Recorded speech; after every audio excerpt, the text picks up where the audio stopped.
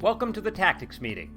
I'm your host, Dan Smiley, and today on episode 22, we're talking to Donnie Wilson, retired CEO and founder of Elastec, inventor of the drum skimmer, winner of the Oil Spill X Prize, about how he's gone from being in the oil services industry to creating one of the largest oil spill equipment suppliers in the world.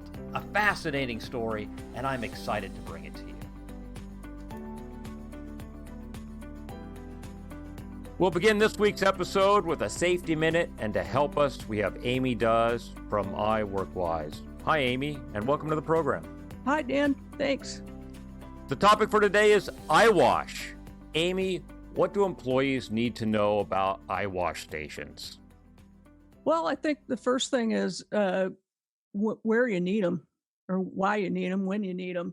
So it's wherever you could be exposed to corrosive chemical, you need an eye wash or a shower. And the difference, whether you need one or the other, is the amount of chemical you could be exposed to. So what's your likely injury given the chemical in the area? They're supposed to be located within 55 feet of the hazard without any difference in level changes or doors or intervening barricades. So a clear path from the hazard to the eye wash or shower.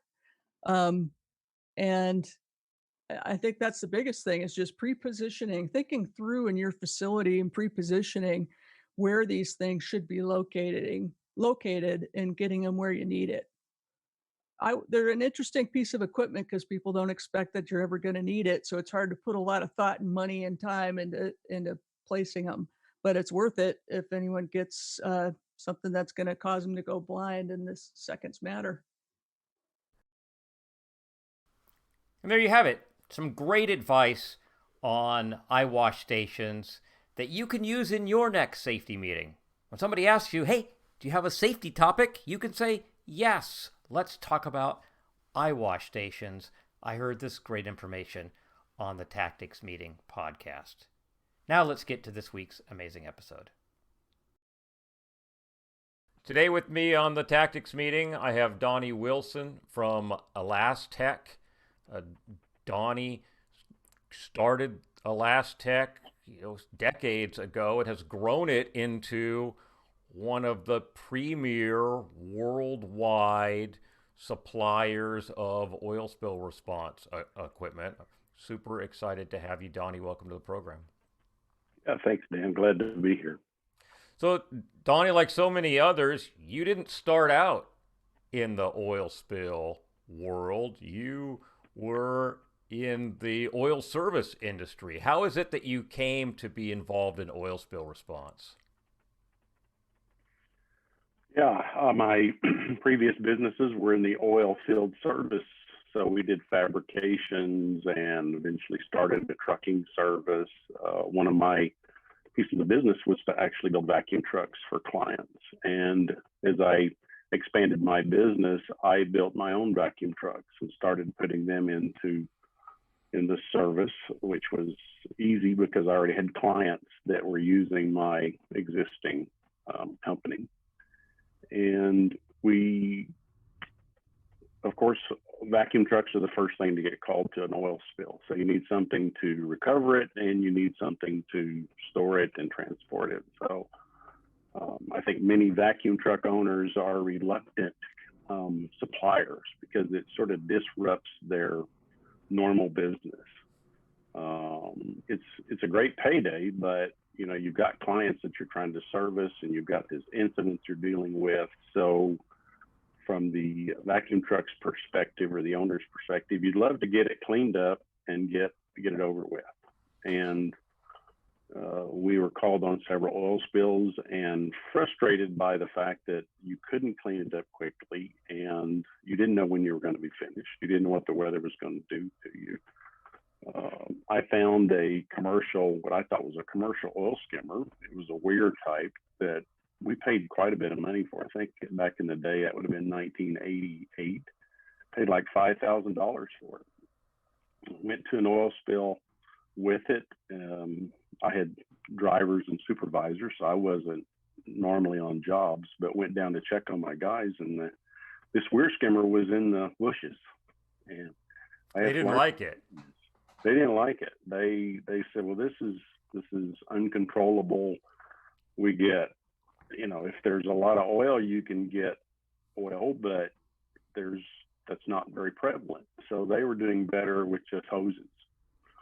And that frustrated me that we spent all this money on something that didn't work. And so I sort of kept my antennas up on what could I do to do different. And we actually went to an oil spill some, months later.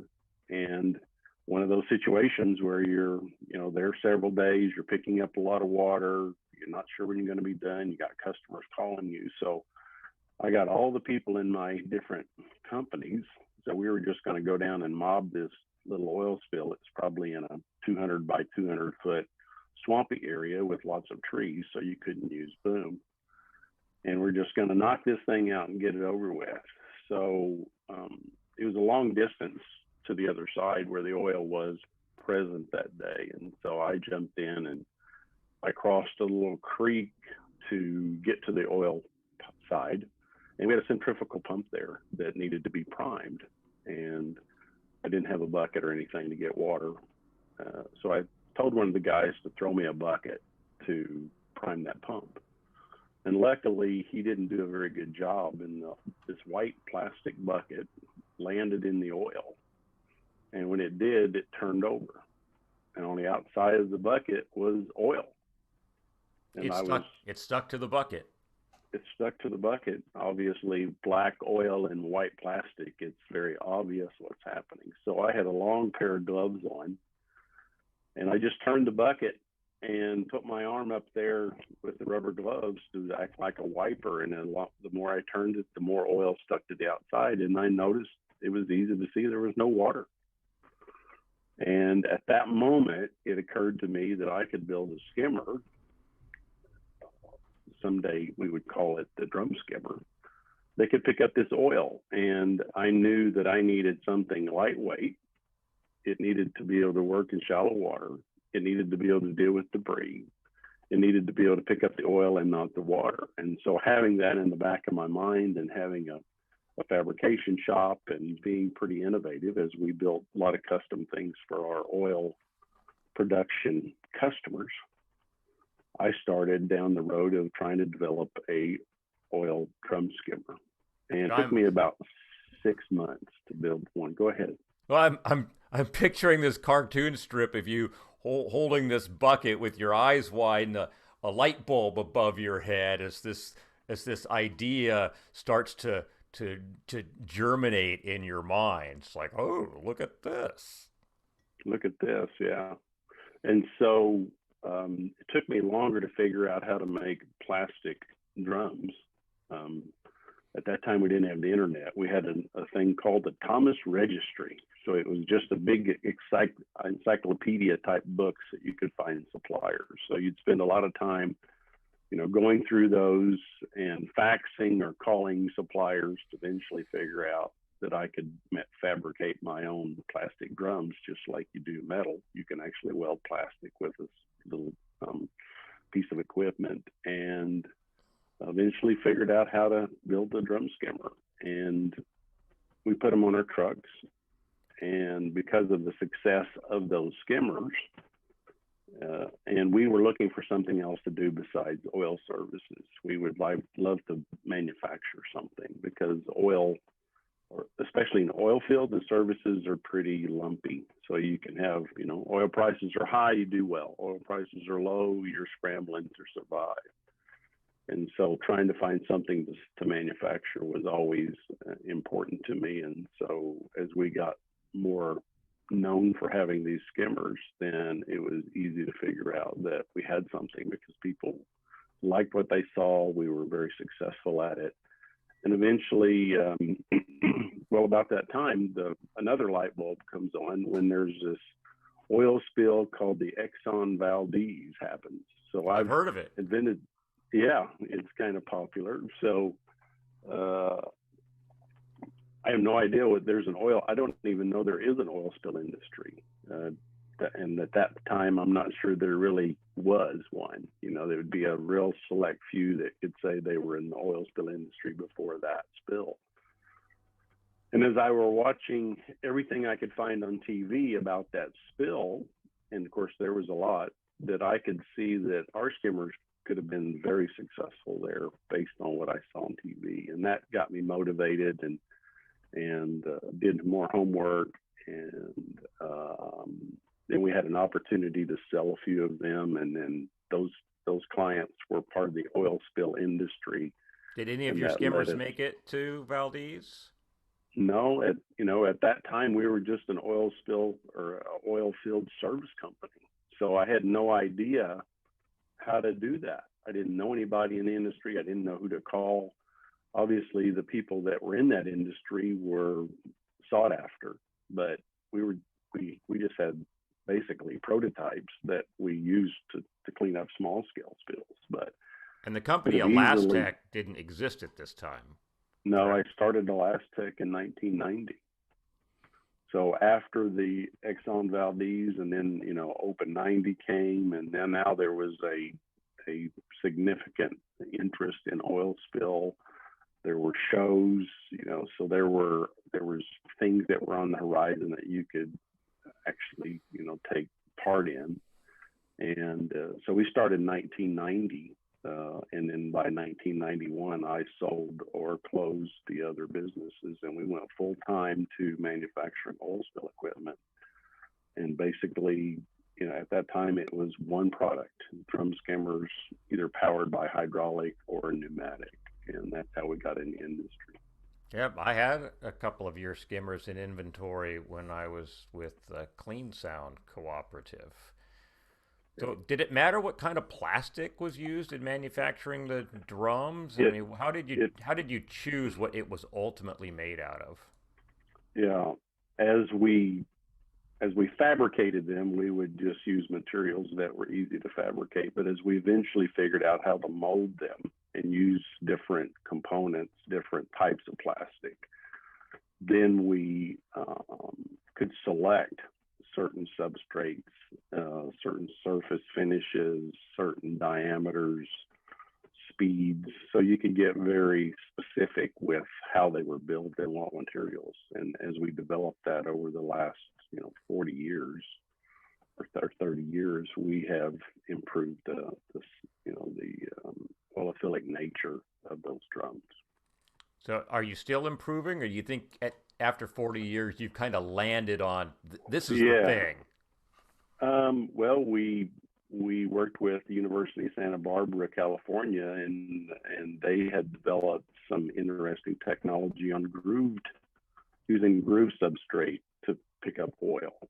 And we collaborated with them, and that brought to the market the groove drums. And that is 2 and 3 times more better recovery than smooth. And so that's in our arsenal as well. So I think that between the smooth that will give you heavier oil capability, and then to lighter types of oils, the grooved, that we probably have sort of the ultimate selective skimmer. Do the grooves simply provide additional adhesion, or is it more surface area because of the grooving? Which is it, or is it both? At first, you think it's just improved, in surface area, more surface for the oil to adhere to. And we had done some testing with groove drums, but we used very big grooves, like 1 inch deep and 1 inch wide. And what the University of Santa Barbara did is they worked with lots of different grooves, lots of different depths. And when we saw their data, because of our previous testing, just a few months before, we saw they had something very significant. And so the angle of the grooves is very important, and the depth. So there's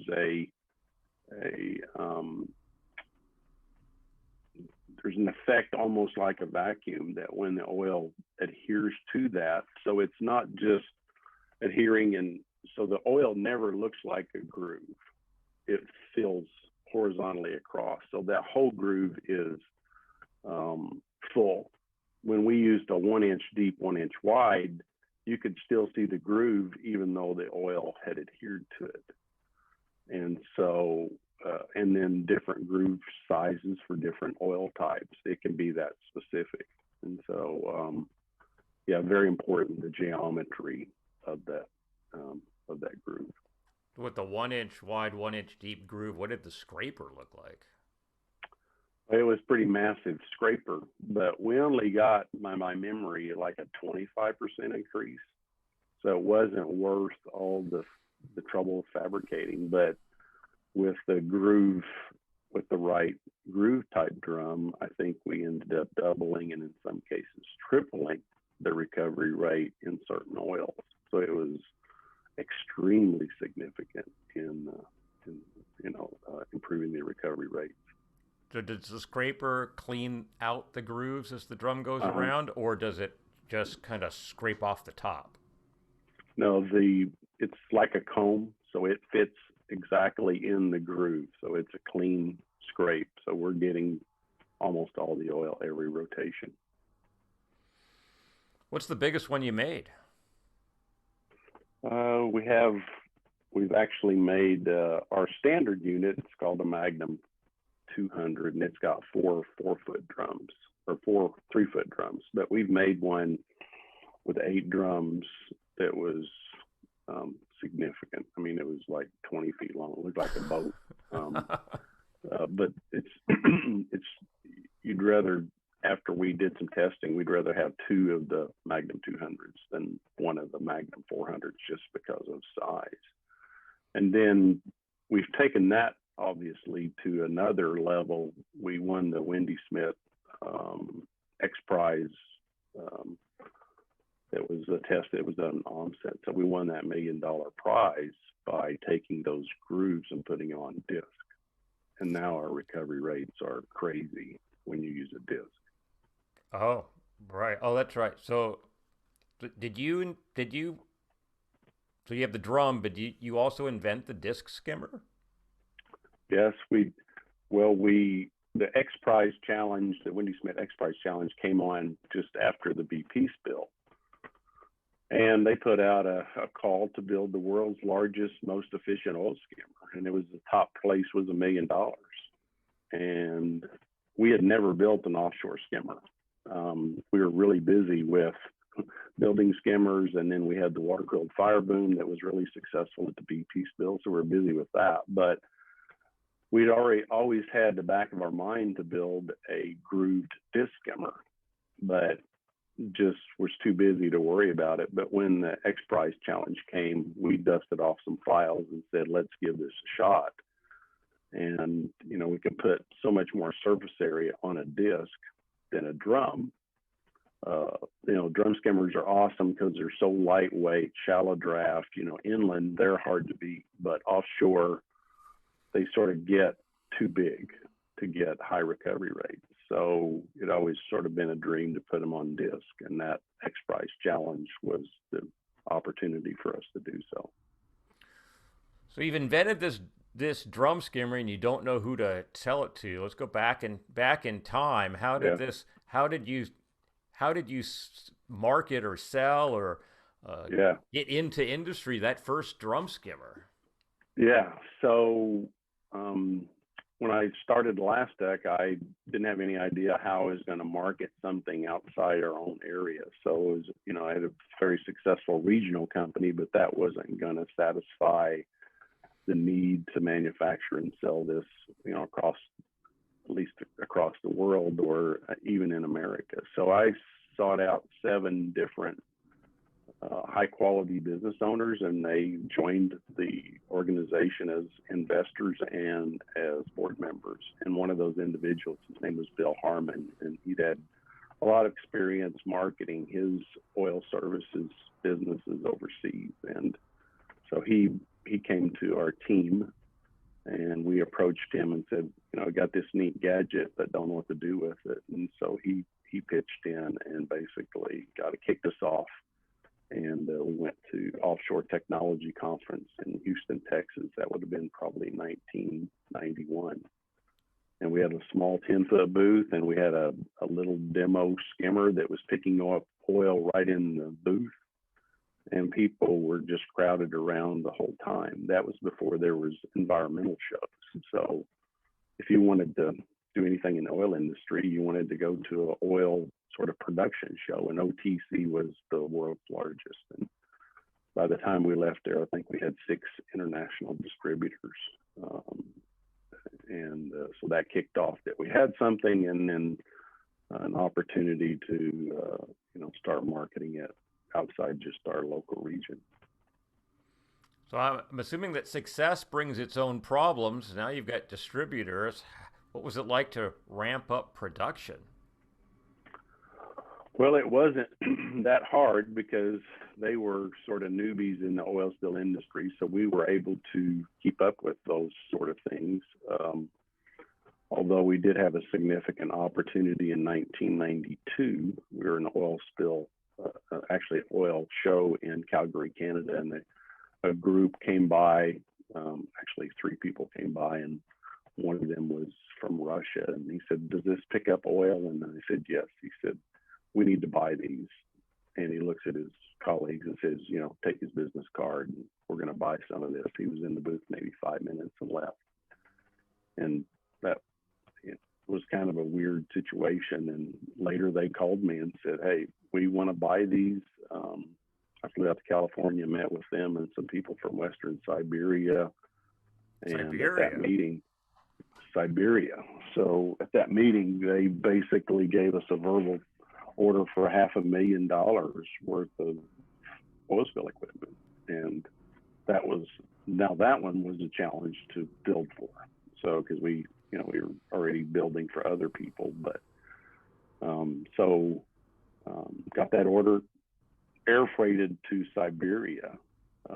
And then we were asked to go and train. So that was in 1991, right after the fall of the Soviet Union. So Russia was, really a frontier when it came to business. And we were right at the forefront, and went out to Siberia. And I think we were there 10 days to pick up 50,000 barrels of oil with 3 skimmers. They had 6. So they had a spill, an active spill, but they were literally looking for something to help them clean it up. When we got there, we jumped in a helicopter and we flew for an hour, and we never lost sight of oil spills. It was oil spill, oil spill, oil spill, oil spill. I mean, it was just, their pipelines were a mess at that time. And so they were all leaking. And so they'd leak all winter, and spring had come, and there'd just be oil spills all over the place. And so the spills that we put skimmers in were acres and acres and acres of spills. That wasn't just a little creek or something. So there was, inches of oil on big bodies of water.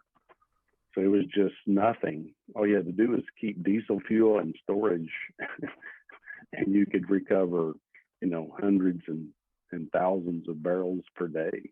The biggest problem was storage.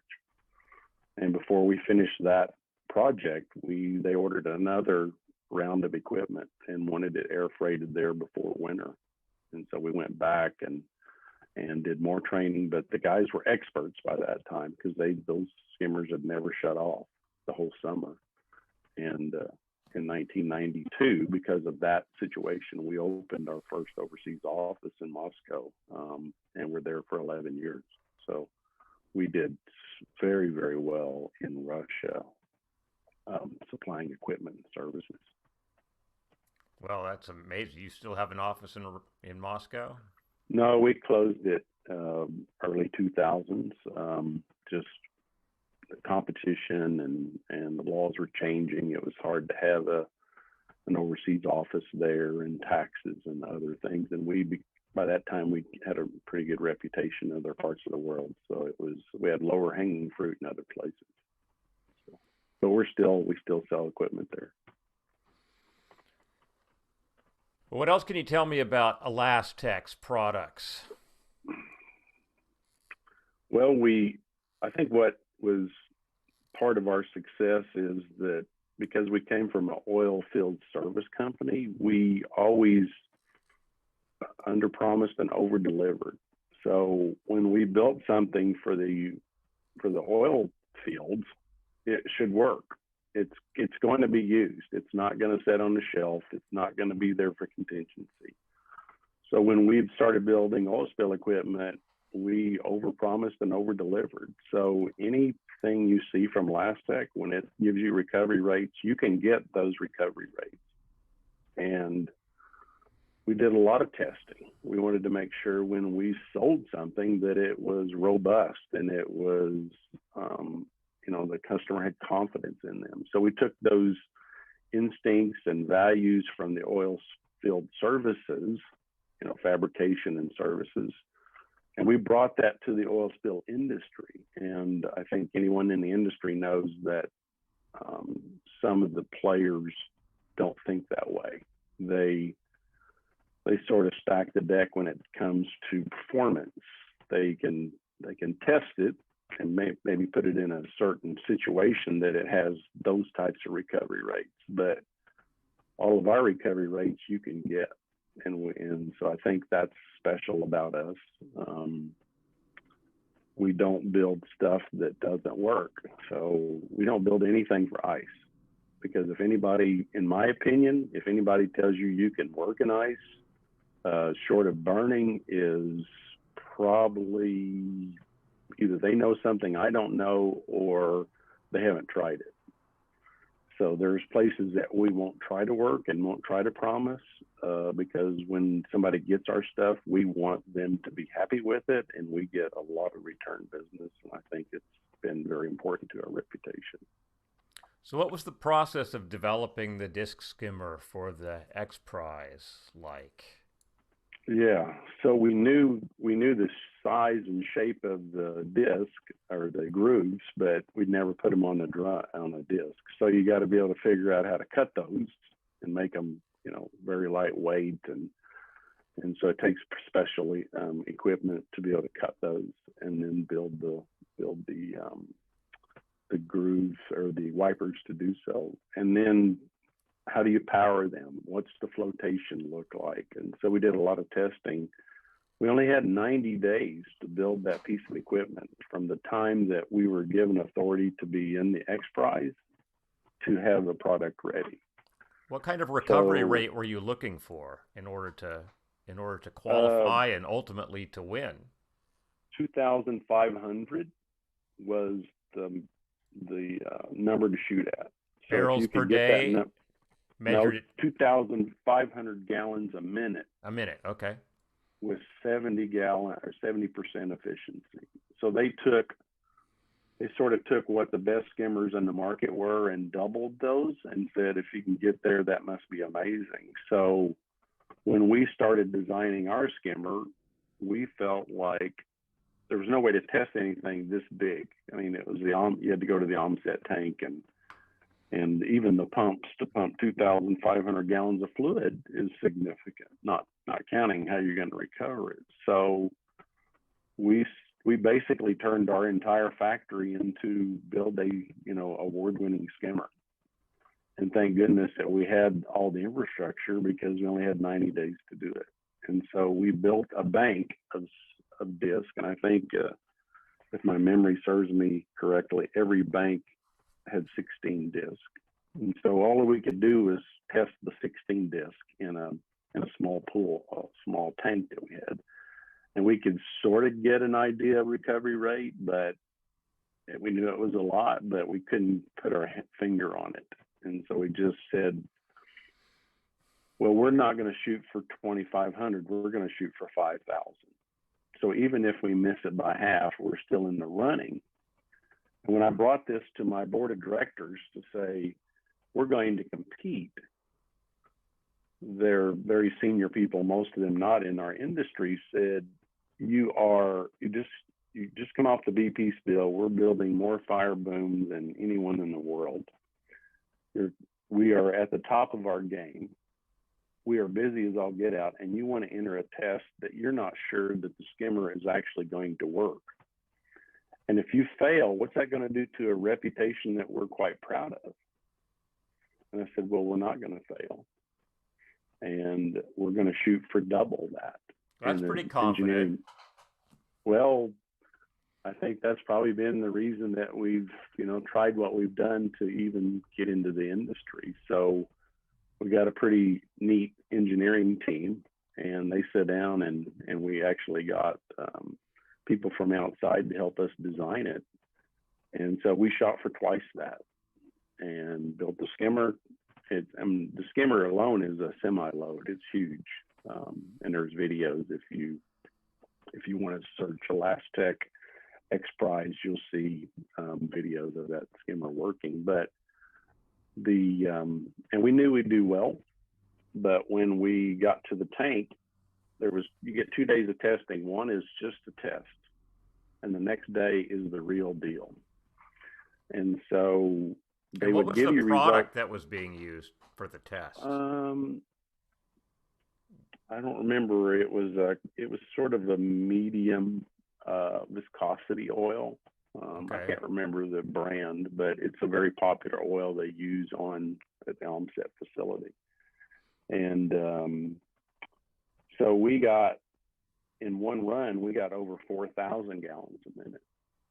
And we were like, that's significant. I mean, that's amazing that we can get that. So they let you fine tune for one day, and then the next day you do your test, and they don't give you the results.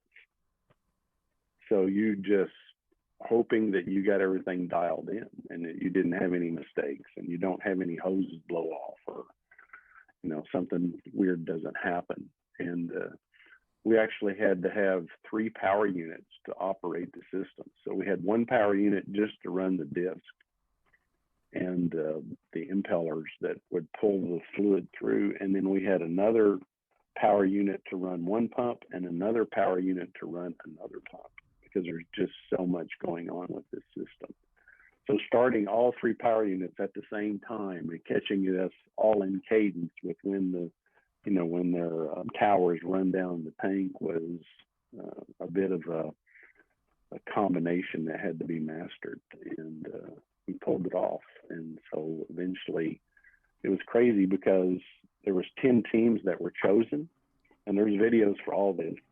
And they didn't get results to any of them until like another 90 days. And then they called everybody to a big press release in New York and announced the news, basically in front of everybody, no one knowing how well they did or how well anyone else. So it was a very suspense-filled event.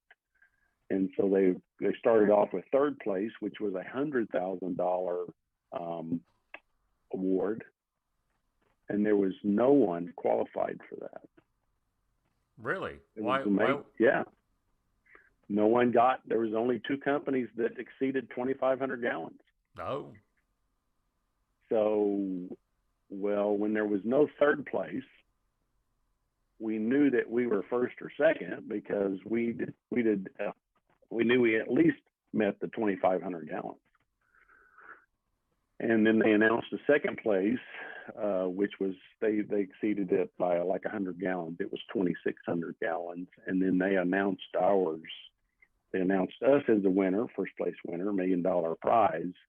And I think the recovery rate was 4,600 gallons at like 80% efficiency or something like that. And so that was incredible to have won that. And of course, that really helped our reputation too, that we got this amazing fire boom that did really well at BP, and now we've got a unique skimmer that's high capacity, and so a pretty nice place to be, starting from the oil field services company in Illinois in 1990, 1,000 miles from the nearest ocean. So once you won the prize, and this had proven that the technology worked in the Almset tank under, I guess we could call those laboratory conditions, right? What then did you have to do to make this a product that even responders like me can put in the water and turn on? I mean, did you stick with the triple power packs? Did you go back and say, all right, now how do we make this responder proof, firefighter proof? Yeah, commercially available. So exactly. we built a 600-gallon unit that's small enough to be handled in an offshore vessel. So I think we called it the X150, 150 cubic meters per hour. And so we started marketing that product and sold several of those pretty quick. Is the X from X Prize? Is that what you Yes. use? Oh, that's Yeah. nice. I like that. Yeah. Good And marketing. there's some videos. There's videos on the X Skimmer, the development we did later. And then we started marketing those, sold, I don't know, half a dozen of them pretty quick. And then that would have been 2000. By the time we got that commercially available, it would have been 2014, if I'm not mistaken. And then, oil prices went down and currency devalued. And so, the big opportunities are in exploration. After you get past the exploration part and production part, you most likely already have equipment. So our multi-million-dollar opportunities, when oil prices go down, they sort of disappear because nobody's buying huge amounts of equipment, because if you have that potential, you should have already had that equipment. And so there wasn't a great need for this type of equipment. And so we've been selling units along, but it hasn't been what we thought it would be, just because that, our industry is sort of in a slump right now, especially if you're an American manufacturer trying to sell overseas. Our prices are a bit high because of the strong dollar. So we are selling them, but it didn't go as well as we thought. But everything has its life cycle. Yeah, it'll come back. Oil prices are Yeah. up a little Yep. bit, right? And Yep. as people come out of the pandemic and start driving and flying and Right. everything. Yep. So we'll see. Everyone in this industry knows the same cycle, so we'll see that happen for sure. So you're no longer in the day-to-day operations of Elastec. You've moved on to some new, pretty exciting projects. You want to tell me about that? Yeah. So I retired in 2015 and was ready for a change. I'd started the company in 1990. So after, 3 decades or nearly 3 decades, it was sort of time to do something else. And I had partners that were capable of running it. And so I got involved in nonprofits and actually led a nonprofit to teach high school seniors entrepreneurship for 4 years. And so that's probably been the most rewarding thing I've ever done, is to work with youth and bring my entrepreneurial skills, to bear on helping others. And I took over a nonprofit that was really a startup, and there was a good product, you might say, but there wasn't any infrastructure. So it's an unfortunate situation. The executive director came down with pancreatic cancer. I was on the board, and the board asked me to take over running the operation, and I did, and basically put infrastructure in place and doubled the size of the organization. I'm still on the board, still love what I was doing there, but so I did that for a few years, and now I serve on various boards and do a lot of mentoring for entrepreneurs, both from our program and just entrepreneurs that I sort of bump into. So I typically I'm averaging probably a mentoring call per day, and so spend a lot of time with that. Have a lot of hobbies. Travel, boating is big for me, and so yeah, and spending a lot of time with my adult age kids, and fortunate that they still hang out. They still like to hang out with Dad, so it's not a bad place to be right now. Oh, that's exciting. So in this entrepreneurial mentorship program for high school students, what are some of the key pieces of advice that you give to people who think they want to start a business? Uh-huh. So the program it's every day before school, and basically we have to get local business owners involved to support it, and then we get local education. And so our job is to sort of build the program and teach it to them. But basically, we're teaching kids how to start and run their own business. And so I think what's interesting is that anyone that's had their own business or worked on the fringes realize that you need a big skill set, a big toolbox to run a business. You gotta have good communication skills. You gotta be organized. You gotta understand paperwork and bookkeeping and, you know, product development and pricing. And so what we found when we're working with the youth is about 50% of those still want to do their business, even though the program's over after their senior year in school. And we get such great feedback on the life lessons that they've learned that, you know, you gotta be willing to get outside your comfort zone and go see people and talk to people. And so part of our program is you get, per week, you do 2 business visits. The classes go to a local business and do a tour. And then 1 day a week, you have an outside speaker comes in and talks about their entrepreneurial journey. And then the other day is a class day for them to figure out what they're going to do, you know, in their class business and ultimately in their business. And so my takeaways from what I see from the youth, and we have about 600 kids in our program this year, and we're pulling out of almost 300 high schools, is that the youth today is really not scared of anything, but they have very little experience outside sort of the norm. So very, very proficient in electronics, but personal communications is a bit of a problem for them. And so getting them outside their comfort zone and getting them to converse with others and explore opportunities is a bit of a challenge. And I wouldn't say that that's not unusual for anybody. So anyone that's, you know, entrepreneurial in mindset in their older years is going to have the same challenges. And so what we tell our kids when they're looking to start their business and they want to, you know, obviously they want to be successful, I ask them, what do you really enjoy doing? Let's say it's baseball cards. What really upsets you about baseball cards when you're collecting them? Is it the way they're stored? Is it the way they're sold? Is it the way they're handled? Because if you really enjoy it and you've done your 10,000 hours, you're an expert. So what do you know that you can be an expert at, that you can solve a problem? So in my business, the reason I'm successful with Elastec is I solved a problem. I solved my problem, but I didn't realize I solved maybe a global problem. You know, inland water spills, something simple, easy to use, lightweight, not very expensive, can deal with debris, was the whole industry's problem.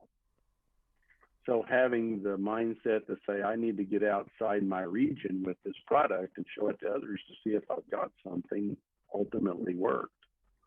So I would suggest that someone that wants to take that entrepreneurial journey, if you don't have a great idea, then what are you really good at? What do you have some sort of expertise, and what problem can you solve? So when I'm talking to our kids, because I do speaking to their classes, Mark Zuckerberg was trying to figure out how to, you know, communicate on a college campus. That's how Facebook started. He was solving a problem, and he solved a problem that was global, that people didn't even know they had. So my advice on the entrepreneurial journey is solve problems, bring value, and what do you know a lot about? And if you're not an expert in that, then you really need to be, or you really won't know, you know, how to accomplish the goal. I think that's the advice I'd give. So this is a nonprofit. Are you looking for support? Do you want to give some contact information where people who are interested in supporting your efforts can contact you? Yeah.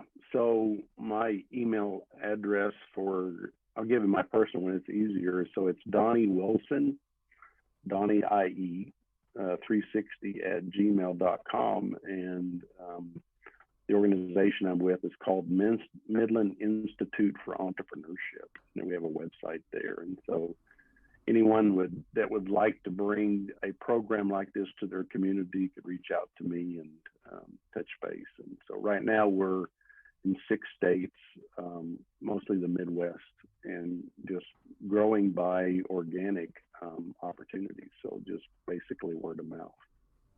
Excellent. Well, Donnie Wilson, founder of Elastec, thank you so much for taking the time to talk with us. Yeah, thank you, Dan. Appreciate it. Thank you for listening to the Tactics Meeting. If you need help setting up your virtual command post, if you're trying to organize a big emergency response drill, if you need incident management team support or qualified individual services, contact me, Dan Smiley, with Gallagher Marine Systems.